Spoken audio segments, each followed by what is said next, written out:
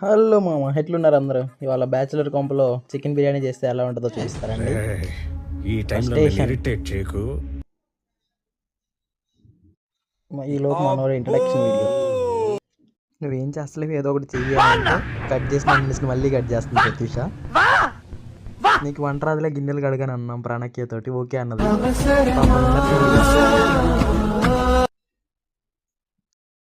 video కోసం face సీరియస్గా పెడితే మా వాళ్ళు